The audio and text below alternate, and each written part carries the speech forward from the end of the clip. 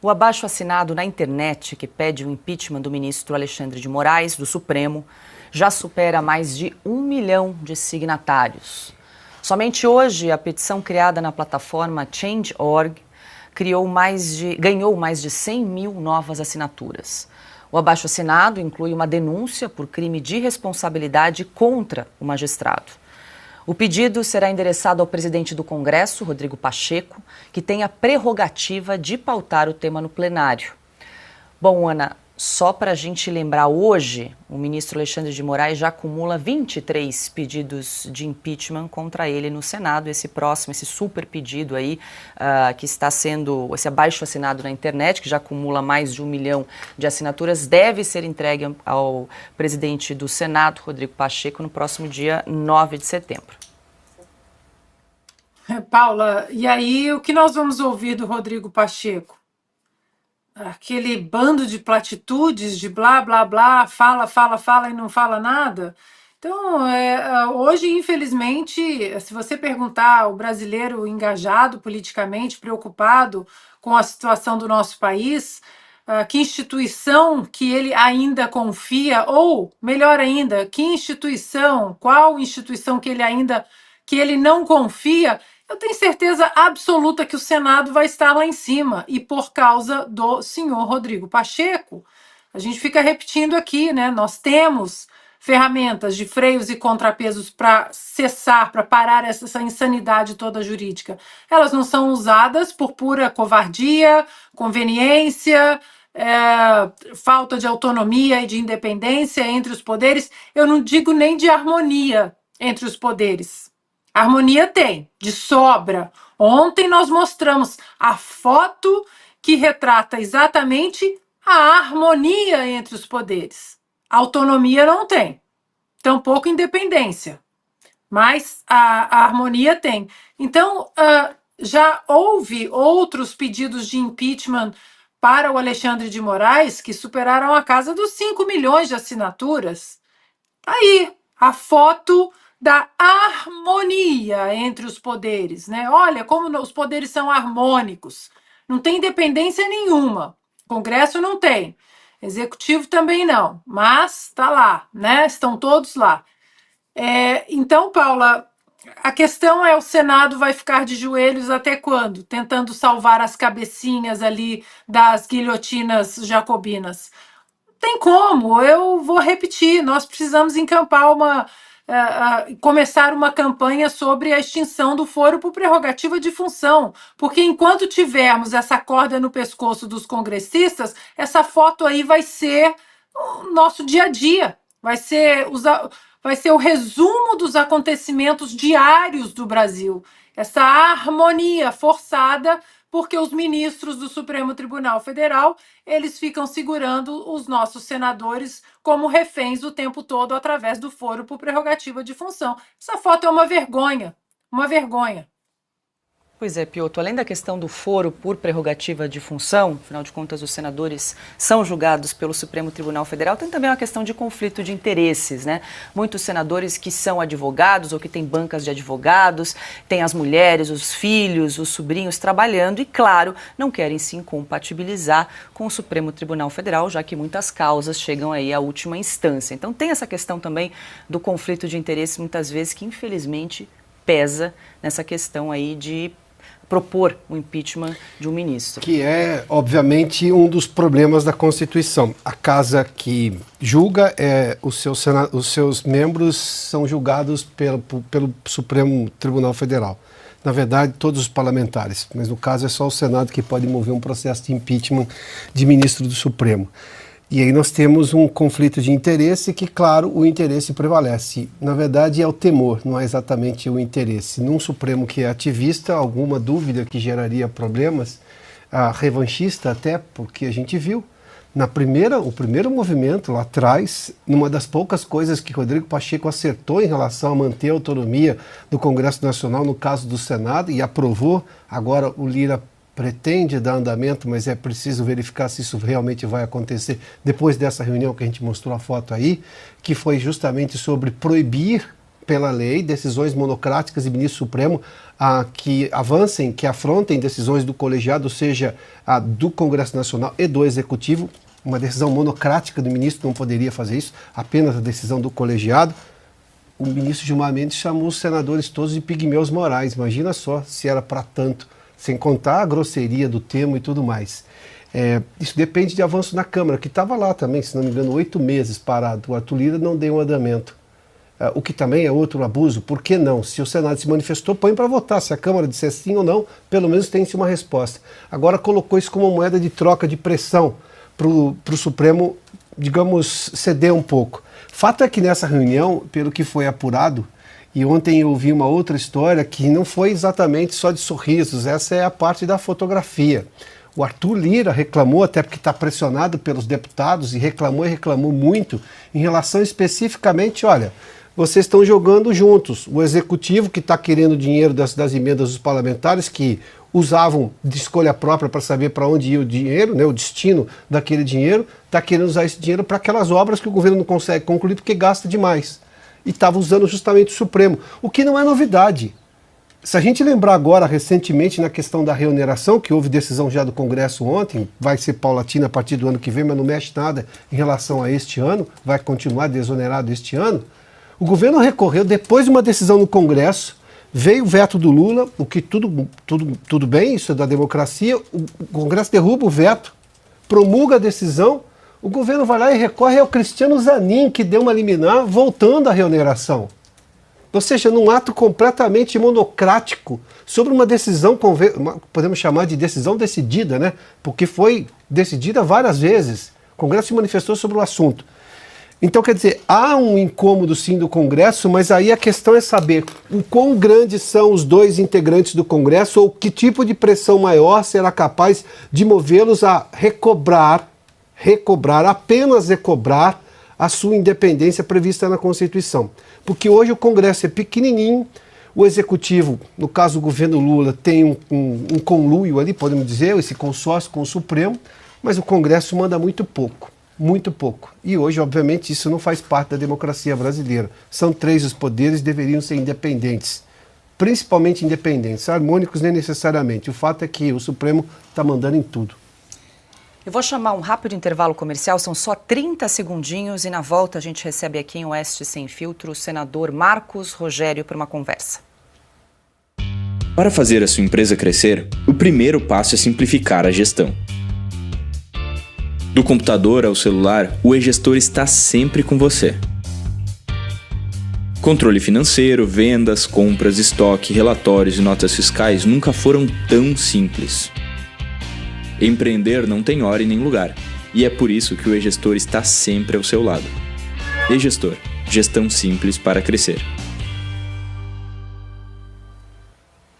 Bom, estamos de volta e nosso contato agora é com o senador Marcos Rogério. Senador, muito boa noite. Seja bem-vindo. Obrigada pela entrevista. Muito boa noite. Boa noite a você, boa noite a todo o time da Oeste. Um prazer participar desse bate-papo. Senador, eu gostaria da sua avaliação a respeito da série de reportagens que a Folha de São Paulo passou a publicar desde a última terça-feira, que revelam, então, a atuação do ministro Alexandre de Moraes, usando aí um braço do TSE para investigar determinados alvos que eram escolhidos pelo próprio ministro, segundo a revelação da troca de mensagens entre o ministro e os seus assessores. Olha, primeiro que, assim, todos que acompanham a divulgação dessas matérias, dessas reportagens, né, que trazem recortes, né, de depoimentos, de trocas de mensagens e informações, vê isso com muita preocupação. De uma gravidade incontestável, o que todos nós estamos testemunhando nesse momento.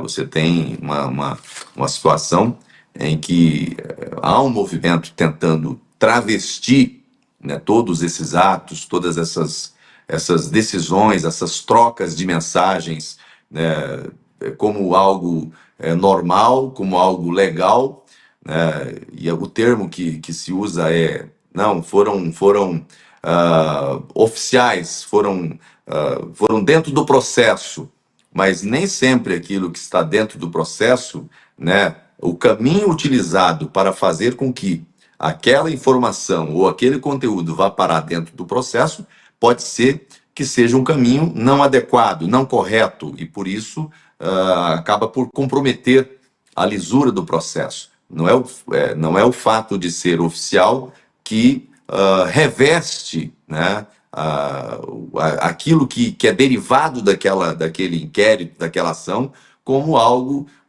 legal. Então, tem muita coisa que está sendo apresentada e que, assim, nós, especialmente quem é da oposição, já vinha denunciando isso há muito tempo, mas não se sabia, não tinha evidências, provas, né? De repente, você começa a observar uma série de vazamentos e que lançam luz sobre fatos, sobre condutas que são muito graves dentro do Estado de Direito. É preciso que tudo aconteça obedecendo à Constituição, à legislação, à própria jurisprudência dos tribunais, né? Por muito menos nós tivemos, num passado muito recente... Bom, caiu a conexão com o senador. Voltou? Oi. Senador, está ouvindo? Opa, estou ouvindo. Eu dizia aqui exatamente o seguinte, que num passado não muito distante, o Brasil presenciou uma situação em que, assim, em razão de procedimentos, de troca de mensagens e de comunicação entre quem julga e quem acusa, né, nós tivemos uma série de processos anulados, uma série de condenações anuladas. Então, nós estamos diante, né, da divulgação de fatos, né, que estão sendo ainda apurados, que estão sendo ainda verificados, ainda estão acontecendo, né? Nós não estamos diante de uma situação acabada, a todo momento aparece um fato novo, mas que até esse momento, o que tem aparecido é algo extremamente grave e perigoso dentro do Estado de Direito. Senador, deixa eu incluir aqui os meus colegas nessa entrevista. Silvio Navarro. Senador, boa noite. É sempre um prazer conversar com o senhor. Boa noite. Prazer é meu.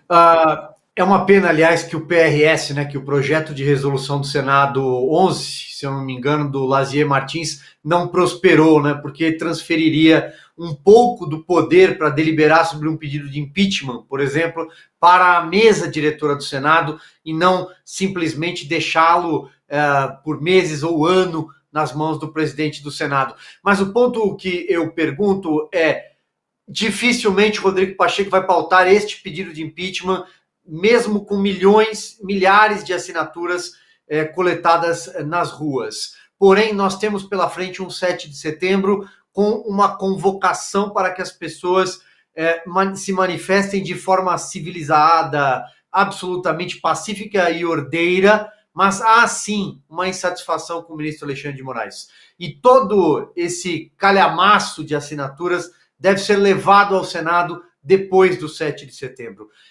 Isso tem um simbolismo, na opinião do senhor? Poderia fazer com que, talvez uma vez, nos quase 4 anos de mandato à frente do Senado da República, Rodrigo Pacheco colocasse a mão na consciência? Silvio, assim, eu abordaria essa sua colocação sobre vários aspectos. Primeiro, em relação à questão do poder que é concentrado nas mãos do presidente do Senado, isso historicamente tem sido assim. Esse projeto do senador Lazier Martins, que tramita no Senado Federal já há bastante tempo, ele tinha a missão de dividir um pouco o peso da responsabilidade que tem o presidente do Senado diante de decisões como essa, ou seja, você não deixar na mão apenas do presidente a responsabilidade por decidir se dá andamento ou não na abertura de um processo de impeachment. Obviamente que mesmo com a aprovação de uma mudança como essa no regimento do Senado, a decisão primeira sempre vai caber ao presidente do Senado, porque é ele quem faz o juízo de admissibilidade. Mas o que muitos senadores defendem é que haja a possibilidade de, depois dessa manifestação, ou depois de passado um determinado tempo sem manifestação,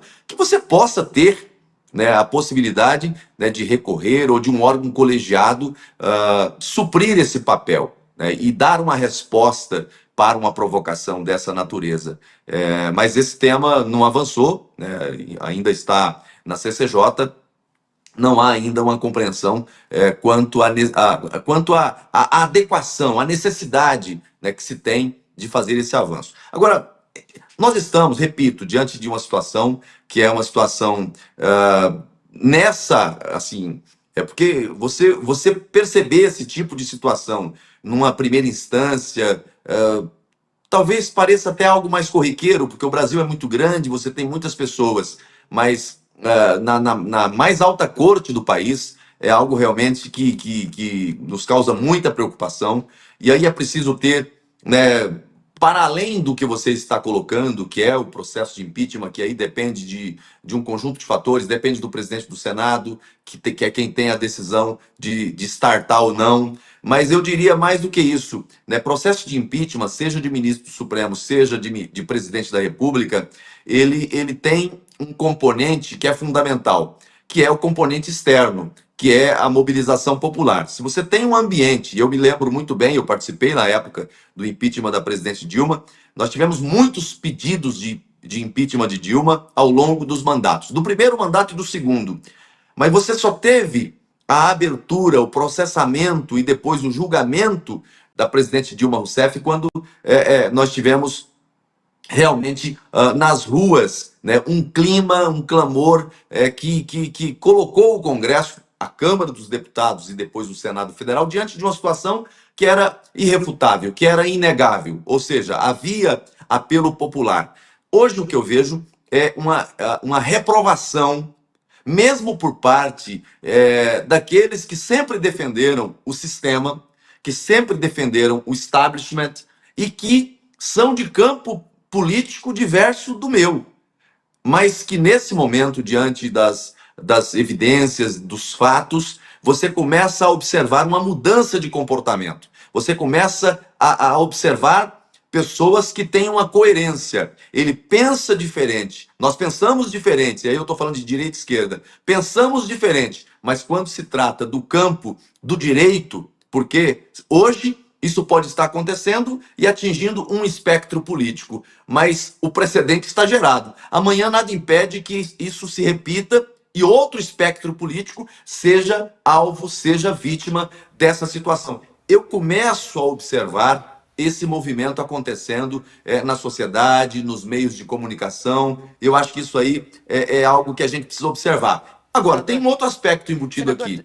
Nós tivemos várias decisões que foram derivadas de tudo isso. Eu acho que com habilidade, né, com diálogo, com busca de compreensão de que nós estamos diante de uma situação que extrapola aspecto pessoal, personalíssimo, né, que vai chegar ao campo institucional. Ou nós, aí, enquanto instituição dos três poderes da República, temos a compreensão de que é preciso dar um basta em tudo isso, né? E aí com todo o respeito à corte, né? Eu respeito a corte, mas senador, eu não posso concordar com condutas que ofendem a Constituição, que ofendem a legalidade. É preciso que haja contenção. É preciso que haja, e aí não é por parte de um, é por parte da instituição. A corte precisa ter a compreensão de que isso foi longe demais e que isso está violando o Estado de Direito. Mas senador, as instituições precisam estar funcionando bem para fazer as perguntas. Augusto. Senador, eu concordo. Boa noite, é um prazer. Boa noite, Augusto. Voltar a conversar com o senhor. Eu concordo com a essência do que o senhor disse. Que o povo tem de mostrar claramente o que deseja. Agora, eu acho, e isso vai ser reiterado no dia 7 de setembro, né, mais uma vez. O que eu acho que muitos senadores não percebem, não é o caso do senhor, não percebem até que ponto já vai o grau de indignação que há por todo o país.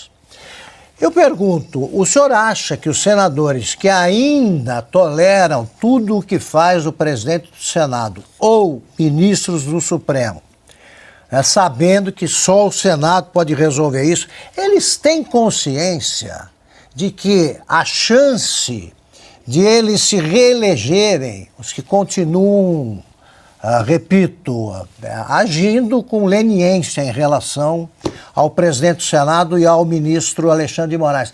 Eles têm consciência de que cada vez é menor a chance de reeleição deles na próxima campanha para o Congresso 2026? Augusto, assim, essa sua análise é uma análise, ela é fruto de uma reflexão que eu tenho observado cada vez mais nos corredores do Senado, né? Nas conversas que se tem internamente. Vez ou outra você pega alguém ali, né, abordando isso, e uma preocupação, porque, na verdade, você tinha uma situação antes, e me permita fazer isso aqui, porque é um recorte, e ele divide dois tempos.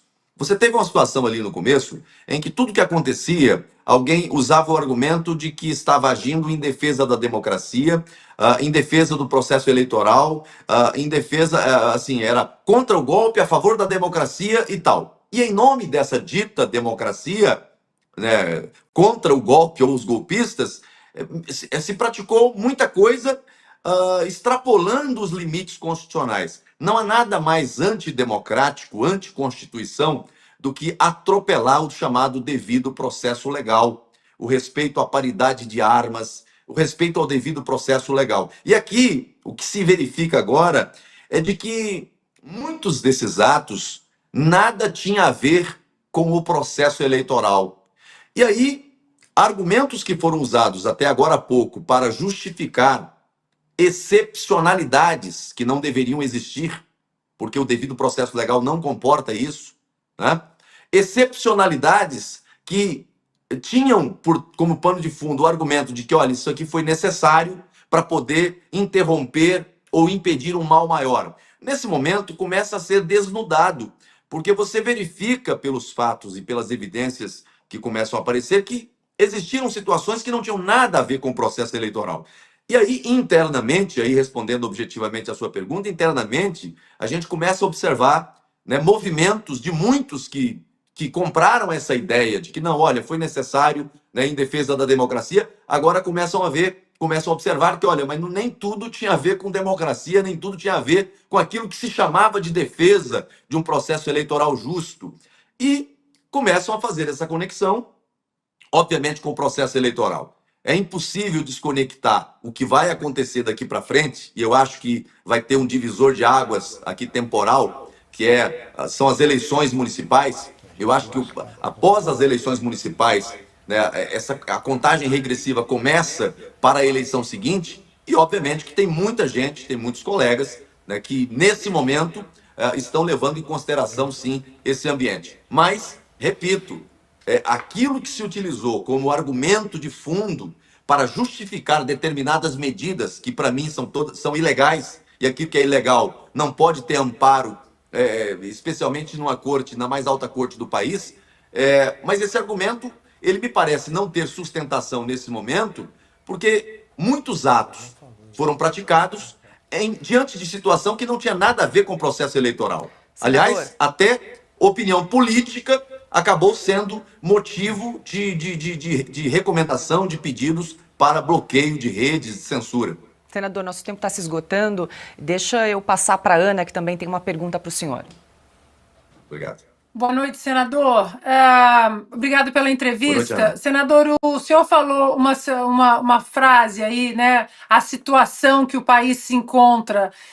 Isso diante de todo o cenário de barbárie jurídica. Mas, senador, isso talvez não teríamos chegado até aqui se não fosse a anuência, a conivência ou a falta de colocar em prática as nossas ferramentas de freios e contrapesos do presidente do Senado, Rodrigo Pacheco. E depois, senador, de Rodrigo Pacheco, a gente já sabe que o que passa aí nos bastidores, o nome será de Alcolumbre. E hoje nós vemos um Senado infelizmente, de joelhos, intimidado, né, até pelo Supremo Tribunal Federal.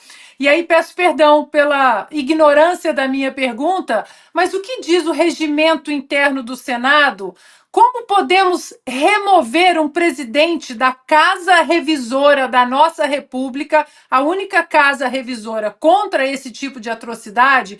Há alguma coisa no regimento do Senado que nos permite remover esse tipo de presidente que não protege a nossa Constituição e as nossas instituições? Ana, assim, veja, nós voltamos, o paradoxo novamente. É a mesma situação, né, do processo de impeachment. Você tem que ter, né, uma razão para fazer esse impedimento, determinar esse impedimento, né? Não há base regimental, né, para esse tipo de situação, ou seja, você afastar um presidente porque deixou de decidir. Agora, por dever de honestidade, eu fui líder, vice-líder do partido, do PL, e agora sou líder da oposição no Senado, participo do Colégio de Líderes. Eu, se fosse presidente do Senado, diante de situações, determinadas situações, havendo fundamentos, né, eu startava, né, o procedimento para que a casa pudesse deliberar, obviamente, sobre os pedidos que chegam, né, exceto aquelas situações que não tivesse fundamento, não tivesse razão de existir. Não foi essa a postura do presidente. Agora, eu tenho que dizer aqui muito claramente, o processo de impeachment, seja de ministro, seja de presidente da República, ele depende de dois fatores, e aí eu vou repetir aqui. Um é o fator externo, é rua, e o outro é o ambiente interno. O presidente do Senado, ele tem ali um colégio de líderes, né? E ele, a pauta do plenário, né, as decisões mais importantes que são tomadas, elas são tomadas, referendadas por esse colégio de líderes. Se você não tem, nesse ambiente do chamado colégio de líderes, que são as figuras que representam cada partido, cada composição partidária, se você não tem ali, né, a sinalização clara de maioria para determinar o avanço, né, ou o travamento de situações como essa, né, o presidente acaba se sentindo pressionado ou numa hipótese diferente, não amparado para tomar essa decisão. Então, para startar isso, sem que tenha lastro, base de apoio internamente, teria que ser um presidente que fizesse isso como convicção pessoal. Mas hoje, e aí eu digo, estando lá dentro, a gente não observa esse movimento de apoio ou esse movimento sequer de confirmação da decisão do presidente para avançar com o processo de impeachment. Infelizmente, a gente não tem base regimental para poder recorrer contra isso. Eu defendo uma tese de que nós deveríamos ter, a decisão continua com o presidente, mas na sua omissão ou numa negativa de decisão, você interpor um recurso à CCJ para que o colegiado decidisse. Mas isso ainda não tem previsão regimental. Senador, nosso tempo já se esgotou, mas o Piotr tem uma última pergunta aqui. Senador, boa noite, bem-vindo uma vez mais. É muito rápido. Eu entendo que para um processo de impeachment avançar, as ruas têm um peso muito importante, eu concordo. Já temos mais de 1 milhão de assinaturas aí correndo, temos um movimento que está marcado, as redes sociais se manifestam também, mas vamos lá. Independentemente da vontade pessoal do Rodrigo Pacheco, ele tem que ser movido à análise técnica da lei. E a gente já viu atrocidades jurídicas nesse caso, o suficiente para olhar que o ministro extrapolou todos os mínimos, né? Ele extrapolou em qualquer coisa mais básica do distanciamento que ele deveria ter.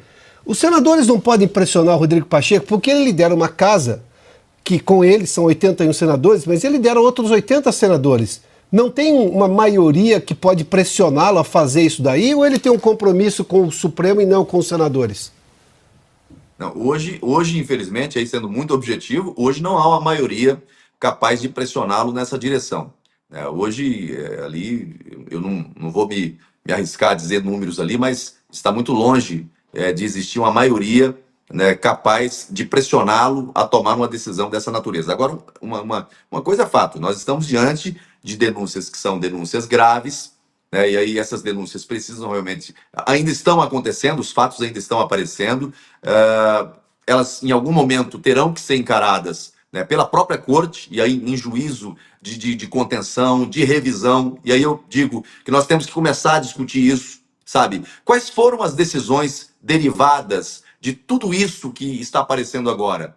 É preciso revisitar isso. É preciso olhar para isso, sabe? Pessoas estão sendo julgadas, pessoas estão sendo censuradas, pessoas estão sendo multadas com base em procedimento que é incompatível com o devido processo legal. Então, a gente precisa fazer esse enfrentamento. Mas dizer que tem ambiente de apoio ou de pressão a esse nível, infelizmente, essa não é a realidade que a gente tem internamente hoje. Bom, agora 19 horas, 2 minutinhos, senador Marcos Rogério, muito obrigada pela entrevista, uma boa noite para o senhor, até uma próxima. Muito obrigado, boa noite a todos.